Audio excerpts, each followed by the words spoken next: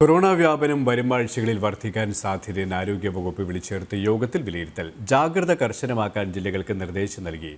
300ലേക്ക് പ്രതിദിന കേസുകൾ വർദ്ധിച്ചെങ്കിലും തൽക്കാലം നിയന്ത്രണം ഏർപ്പെടുത്തേണ്ടതില്ല എന്നാണ് തീരുമാനം.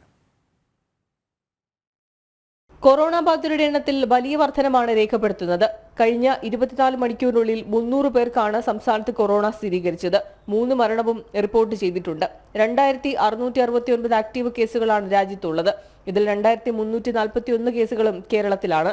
358 പേർക്കാണ് രാജ്യത്ത് 24 മണിക്കൂറിടെ കൊറോണ ബാധിച്ചത്.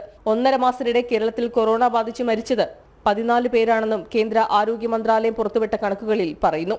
കേസുകൾ വർദ്ധിച്ച സാഹചര്യത്തിൽ സംസ്ഥാന ആരോഗ്യവകുപ്പ് പ്രത്യേക യോഗം ചേർന്നിരുന്നു.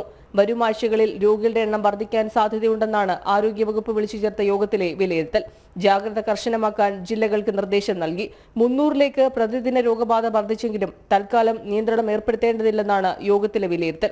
ഒമിക്രോണിന്റെ ഉപവകഭേദമായ JN.1 ആണ് സംസ്ഥാനത്ത് വ്യാപിക്കുന്നത്. ജനം, തിരുവനന്തപുരം.